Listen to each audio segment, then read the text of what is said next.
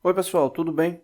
Hoje a gente vai dar continuidade aos nossos vídeos da parte de pneumática, né? Hoje a gente vai falar sobre consumo referente ao cilindro pneumático de duplação, né? É um cilindro que é muito comum de ser utilizado em sistemas pneumáticos, né? O qual ele tem como base entrada e saída, né, de pressão pneumática, tanto da câmara traseira quanto da câmara dianteira, para que venham ocorrer os seus movimentos de deslocamento, né? Então, com base nessa entrada, né, de pressão tanto na câmara traseira como na câmara dianteira, ele exerce seu relativo deslocamento. E justamente quando esse deslocamento ocorre, né, tanto para avanço quanto para retorno, ocorre o consumo, né, do ar comprimido que está lá no reservatório, né? Então, dependendo do tamanho da câmara, né, do cilindro, né, levando em consideração o volume da mesma, né, ele vai ter um consumo maior ou menor. E também dependendo da pressão que vai ser, é, o qual ele vai estar condicionado, né, pressão de trabalho, né. Bom, para esse cálculo do consumo, a gente leva em consideração a área, né, marcar aqui, né, então a gente vai ter em relação à área, né, que área é essa, né, esse é o primeiro ponto. Quando o cilindro avança ou quando ele recua, né, aqui são os lugares onde vão estar preenchidos, né, com o ar comprimido, tanto quando ele avança quanto ele recua, ele vai estar preenchendo a câmara dianteira ou a câmara traseira do cilindro. Então, o que se vai levar em consideração é justamente a área do êmbolo. Essa figura aqui, né, ela tem uma haste aqui, né, e aqui ela tem um diâmetro um pouco maior na câmara dianteira. Eu vou pedir só para desconsiderar esses valores, né, porque a gente vai levar em consideração que na área da câmara traseira, né, a gente vai estar considerando o diâmetro do êmbolo, que é essa parte aqui, que é um elemento circular, né, então a gente vai levar em consideração essa área circular. E para a câmara dianteira dele, que é onde ele vai estar em contato aqui, aí realmente a gente vai ter uma haste também aqui no elemento.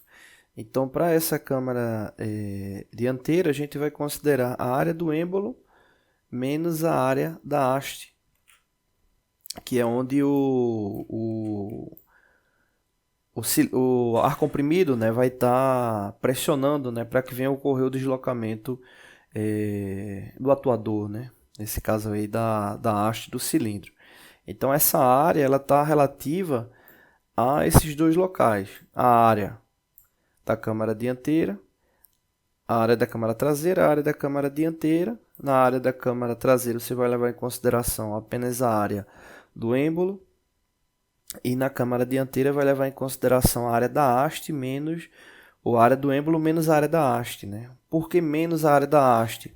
Porque quando ele desloca, ou quando o ar comprimido entra aqui, ele vai preencher o espaço vazio, ele não vai preencher o espaço onde está a haste, né? Então, por isso que a gente subtrai a área da haste. Nós já visto que ele só vai ter contato especificamente com essa área aqui, né? Onde ele vai ter contato, né? Então, essa parte central aqui ela não vai ter contato, tá bom? Fora a área, a gente tem o comprimento, né, útil do cilindro, que aí é para levar em consideração o volume, né, já que a gente está querendo ver consumo. Então, a área vezes o comprimento, a gente vai ter o volume, né, o volume cilíndrico aí do cilindro, né. O N é referente à quantidade de ciclos que ele vai realizar no minuto, né, já que a gente está querendo saber consumo por minuto. E a gente vai precisar também fazer uma relação entre a pressão efetiva e a pressão ambiente onde o sistema está instalado, né? Você deve levar em consideração que o cilindro, quando ele avança ou recua, existe uma pressão atmosférica externa também, né? E essa pressão atmosférica externa, ela também condiciona qual será o consumo que vai ter no cilindro. Haja vista que para que ele venha a ter o deslocamento, tem que ter uma agitação molecular alta, que é justamente a relação da pressão, né? Então, se tem que fazer essa relação de compressão, o qual se leva em consideração a pressão interna em relação à pressão atmosférica, né? Imagina que a pressão atmosférica interna, ou a pressão interna do cilindro fosse igual à pressão atmosférica externa, né? Ou seja, você não teria deslocamento, né? Então, vamos supor que gradativamente você vá subindo a pressão interna do cilindro, vai chegar um momento que ele vai ter força suficiente para deslocar, mas existe a barreira externa, que é justamente essa pressão ambiente, né? Então, essa pressão ambiente a gente tem que considerar para o consumo, né?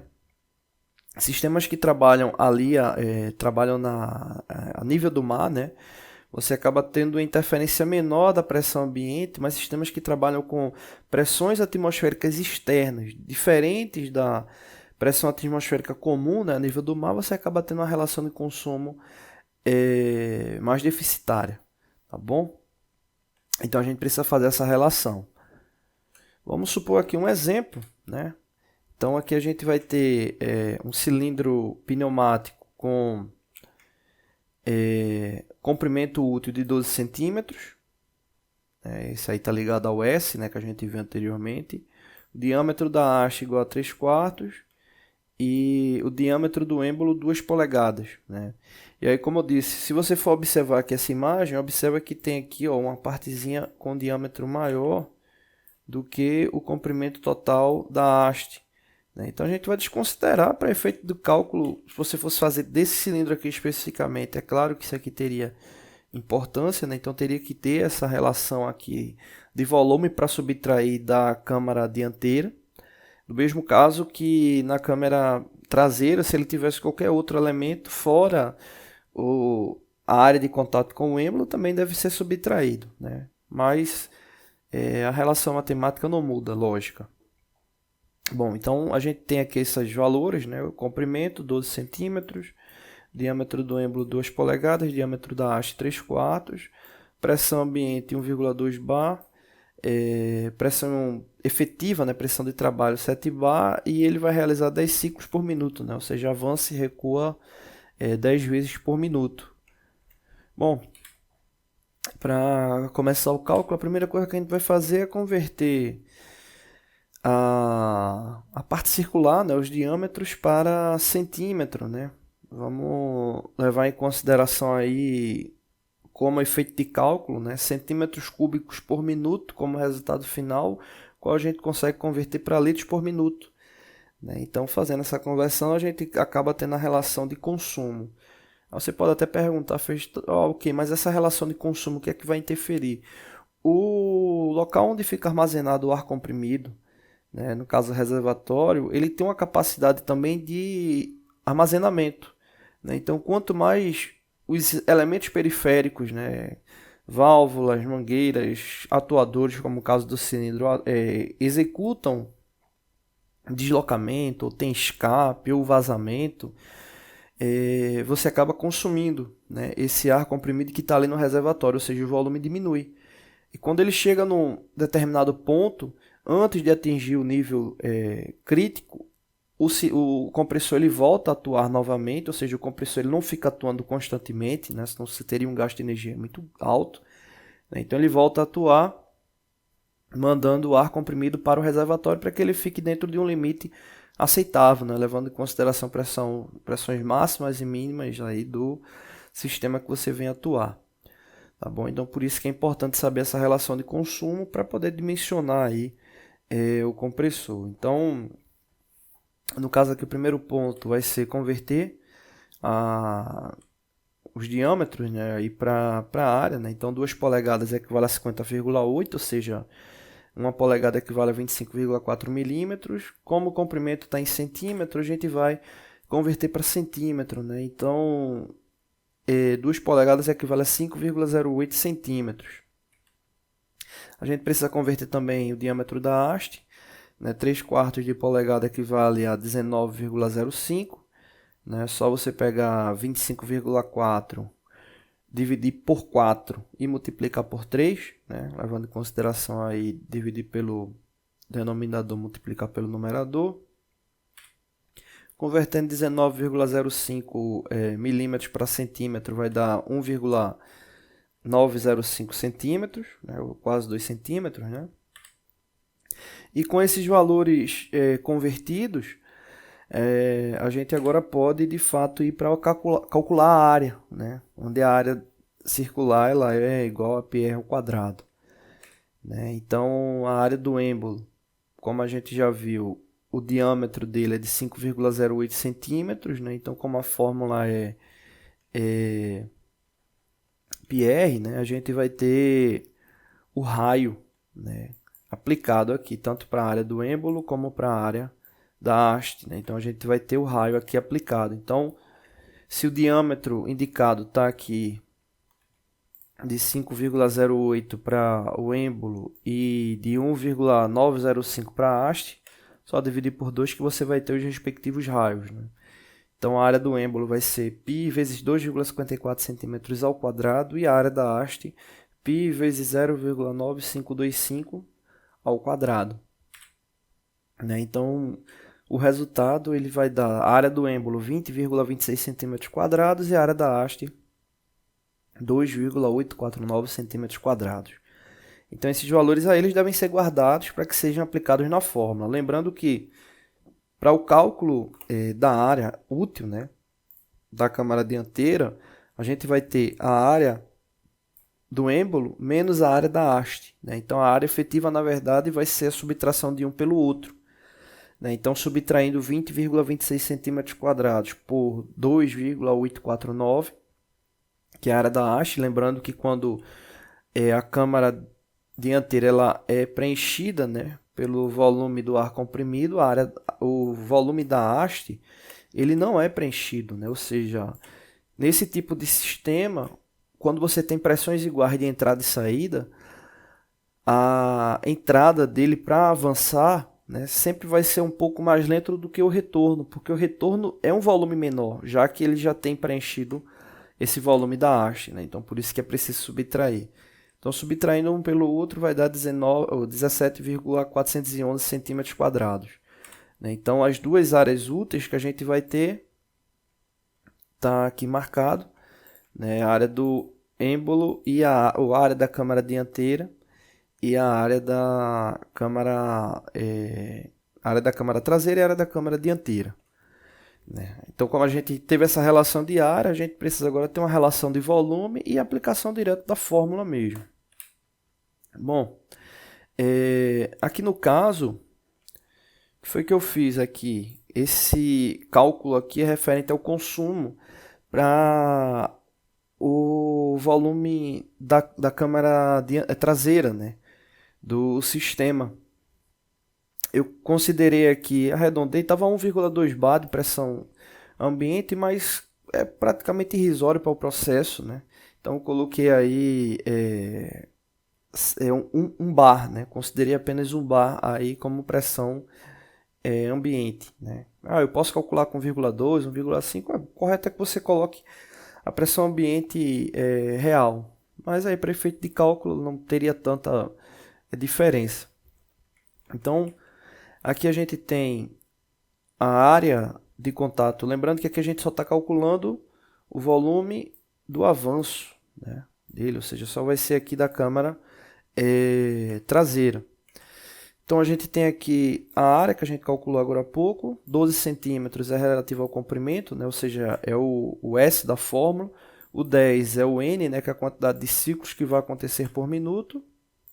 E aqui a relação de compressão, onde você vai ter pressão efetiva mais a pressão ambiente dividido pela pressão ambiente.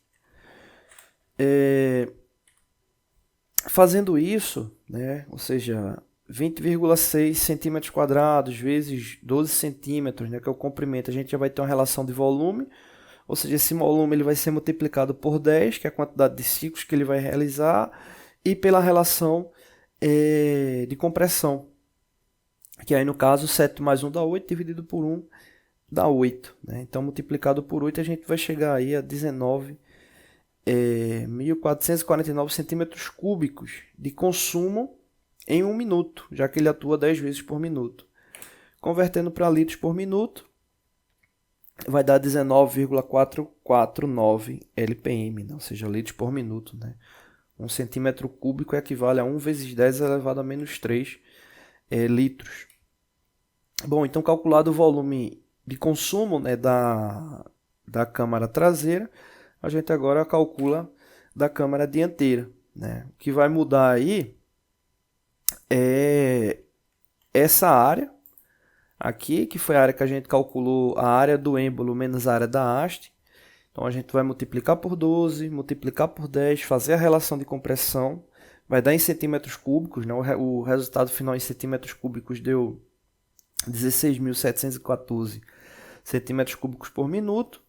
Convertendo para litros, né? Ou seja, voltando aí 3 casas decimais, vai dar 16,714 litros por minuto. Então esse é o consumo da câmara dianteira. Então o consumo total ele vai ser dado pelo consumo da câmara dianteira com a câmara traseira. Somando tudo, ele vai dar um total aí de 36,163 litros por minuto. Ou seja, esse é o consumo que esse cilindro vai ter nesse sistema, com uma pressão de 7 bar de trabalho, uma pressão ambiente aí de aproximadamente 1 bar, e atuando 10 vezes por minuto, tá bom? Não deixe de se inscrever no canal, toda semana tem vídeos novos, valeu!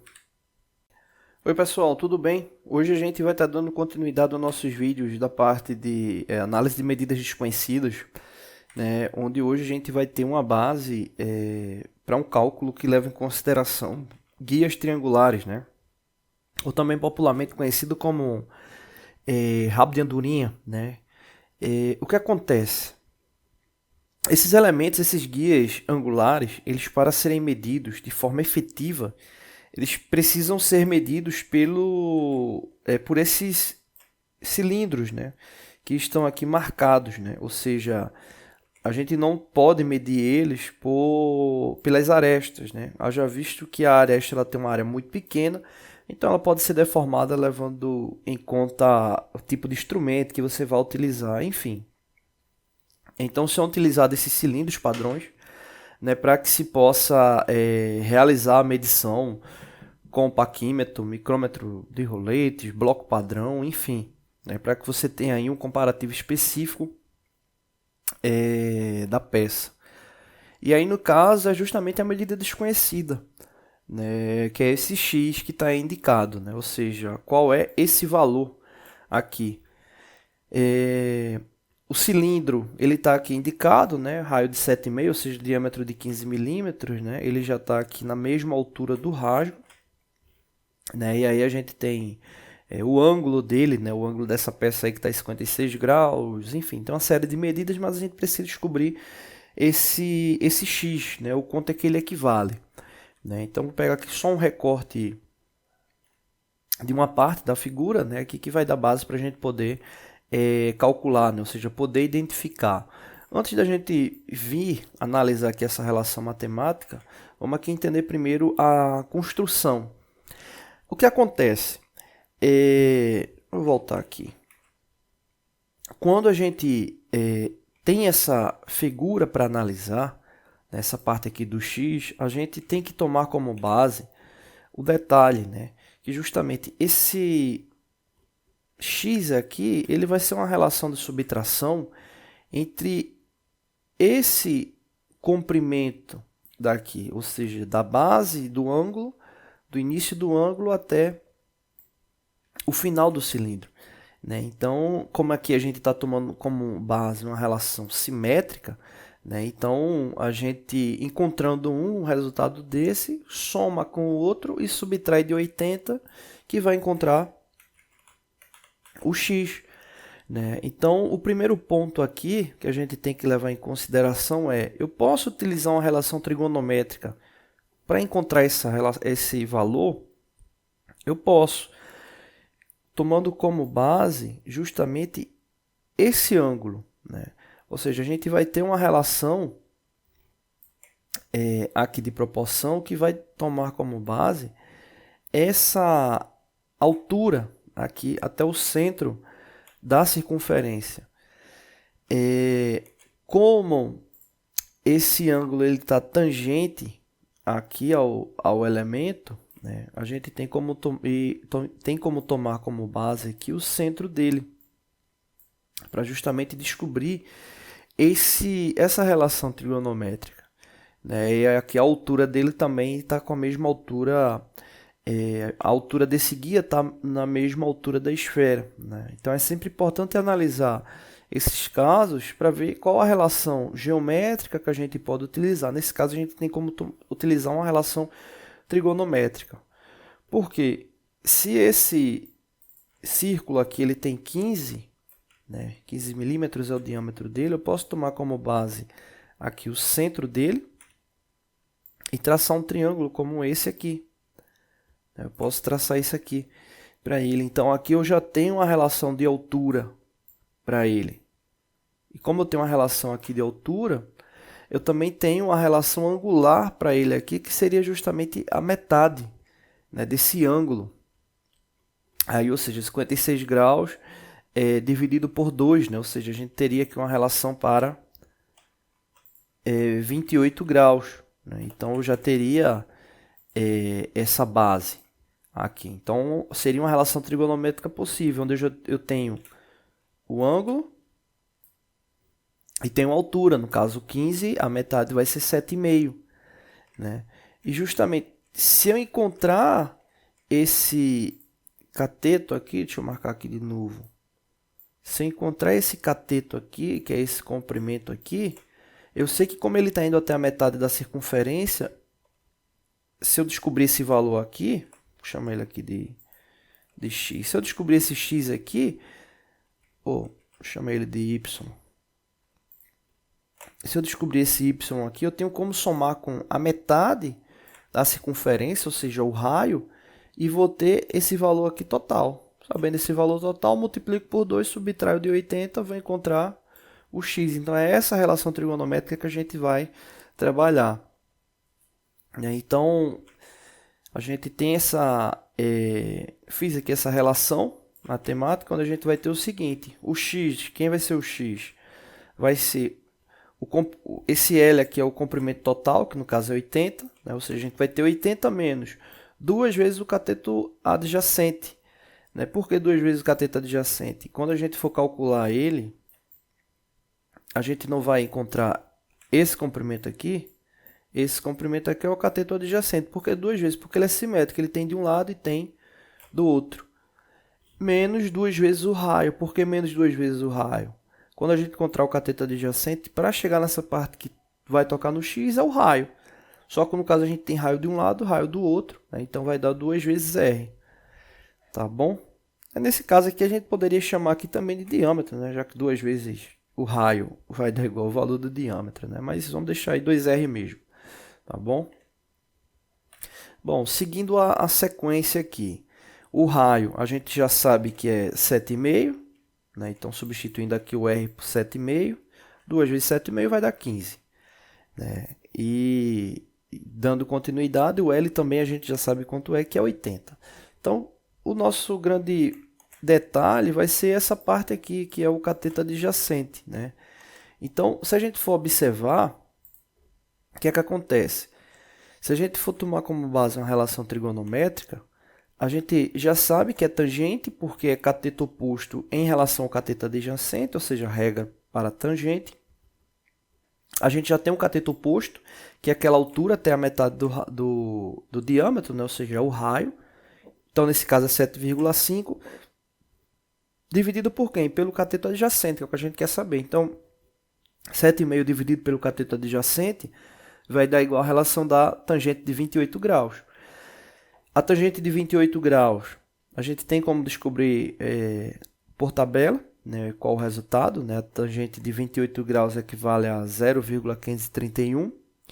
Então, 0,531 é igual a 7,5 dividido pelo cateto adjacente. Então, nesse caso aí, passando o cateto adjacente para o outro lado dessa igualdade, a gente vai ter que o cateto adjacente ele vai ser 7,5 dividido pela tangente de 28. Tangente de 28 que é 0,531. Dividindo um pelo outro, a gente vai ter o cateto adjacente, ou seja, 14,124 milímetros. Eu arredondei alguns valores aqui, por exemplo, a tangente de 28 ela não é exatamente 0,531, ela tem uma continuidade de valor, né? Mas aí para efeito de cálculo não vai ter problema. Então aqui a gente já sabe qual é o cateto adjacente, 14,124. Que cateto é esse? Esse aqui que eu vou marcar agora, ou seja, esse comprimento aqui até a metade. Então, esse comprimento aqui, deixa aqui de vermelho, é o cateto adjacente. Então, a gente já sabe qual é o valor dele. Então, o que acontece? Se eu já sei o valor dele, agora eu já posso substituir aqui na fórmula, né? Então, substituindo na fórmula, o cateto adjacente é 14,24, vezes 2 vai dar 28,48, e eu tenho aqui o comprimento L, que é 80. Né? Então, vou ter 80 menos 28,48 menos 15. Subtraindo esses valores do cálculo, né? Eu vou, fazendo toda essa relação, vou chegar ao resultado final, que é 36,52. Né? Então, aí, se a gente, levando em consideração que a gente venha fazer, detalhe importante, né, que eu estou observando agora, se a gente for fazer a relação da expressão como um todo, né, se a gente pegar 28,48, subtrair 15 dele, vai dar 13,48. Né? Então, dando 13,48 e a gente for subtrair de 80, vai dar um valor diferente de 36,52. Né? Então, aí, cuidado aí. Né? Então, nesse caso aqui, até fica melhor se a gente fizer aqui a soma. Né? Então, no caso aqui, já considere esse valor aqui como soma.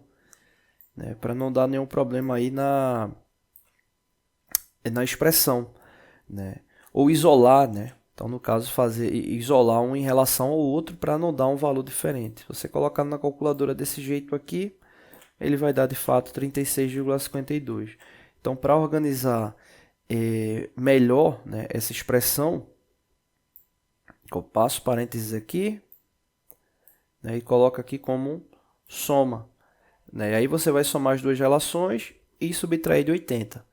Né, então vai chegar esse resultado aqui, 36,52. Só para que vocês não se confundam nessa lógica aí que foi montada. Tá bom? Mas aí esse é o resultado, 36,52 milímetros, né, referente ao comprimento, né, do X. Né? Tá bom? Não deixe de se inscrever no canal, toda semana tem vídeos novos. Valeu! Oi pessoal, tudo bem? Hoje a gente vai estar dando continuidade aos nossos vídeos da parte de medidas desconhecidas, né? Hoje a gente vai tomar como base esse elemento geométrico e vamos analisar o que a gente quer descobrir dele. Né? Comprimento total 180 milímetros, comprimento dessa parte cilíndrica, né, maior 110 milímetros, o comprimento da face até o final dessa parte que tem um ângulo aí 150 milímetros, o diâmetro, né, dessa parte cilíndrica menor, diâmetro de 3/4, o ângulo, né, da peça aqui, né, 26 graus, né, que ele está aqui indicado, e a gente vai querer saber esse diâmetro maior. Né? Então, para descobrir esse diâmetro maior, a gente vai tomar como base aqui uma relação trigonométrica. Né? Que relação é essa? A gente vai estar fazendo esse triângulo aqui. Esse triângulo aqui é justamente esse que está transportado aqui. Então, a gente tem esse comprimento, né, desse cateto adjacente, que no caso vai ser a subtração de 150 milímetros menos 110 milímetros, ou seja, 40 milímetros, né, o comprimento dele. A gente tem o ângulo, que no caso é 26 dividido por 2, né, já que ele é simétrico, então a gente tem um ângulo ali de 13 graus. Então a gente vai ter uma relação de cateto oposto e cateto adjacente, ou seja, tangente. E com essa relação de tangente, a gente vai ter o seguinte: a tangente de 13 graus é igual ao cateto oposto sobre o cateto adjacente. Então, no caso, o cateto adjacente a gente já sabe que é 40 milímetros, né? Coloquei ali só o 40. E aí, fazendo a inversão, né, ou seja, para descobrir o cateto oposto, a gente vai ter, detalhe, né, a tangente de 13 graus, quanto equivale? Equivale a 0,230, né, ou seja, em relação à tabela, né, de seno, cosseno e tangente. Né, então, tangente de 13 graus equivale a 0,230, tem que ter esse valor aí para poder fazer essa relação. Né, então, normalmente é um valor tabelado, calculadora científica, você consegue pegar esse valor também. Então, se a gente vai ter a tangente de 13 graus igual a cateto oposto sobre cateto adjacente, fazendo a relação de igualdade, o cateto oposto vai ser igual a multiplicação do cateto adjacente vezes a tangente de 13 graus. Então, fazendo essa multiplicação, a gente vai encontrar aí 9,2 milímetros. Né? Então, quem é 9,2 milímetros? 9,2 milímetros é esse comprimento aqui que eu estou marcando. Né? Então, a gente já sabe que é 9,2. Para encontrar o diâmetro, o que é que a gente vai ter? Ele é simétrico, então eu sei que aqui também, do outro lado, esse comprimento é 9,2. O que é que vai estar faltando? O diâmetro aqui central. O diâmetro central a gente já tem também, que está aqui indicado que é 3/4 de polegada. Né? Então, somando tudo, a gente vai ter o valor desse diâmetro maior. Bom, então a gente vai ter 2 vezes o cateto oposto vezes o diâmetro menor. Né? O cateto oposto a gente já viu que é 9,2 milímetros. Então, 2 vezes 9,2 milímetros, né? Vai dar 18,4, somando com 19,05. Quem é 19,05? 19,05 é igual a 3/4 de polegada. Já que uma polegada equivale a 25,4 milímetros, para converter, divide por 4, multiplica por 3. Né? Leve em consideração o numerador e o denominador, né? Ou seja, já que ele está querendo a quarta parte ou a terceira parte de uma fração de polegada, né? O qual ela foi dividida em 4 partes. Tá bom? Então, 25, ou uma polegada dividido por 4 vai dar 6,35, né? E 6,35 multiplicado por 3 vai dar igual a 19,05. Então, somando tudo, a gente vai encontrar aqui esse diâmetro maior, que é 37,45 milímetros, tá bom? Não deixe de se inscrever no canal, toda semana tem vídeos novos. Valeu!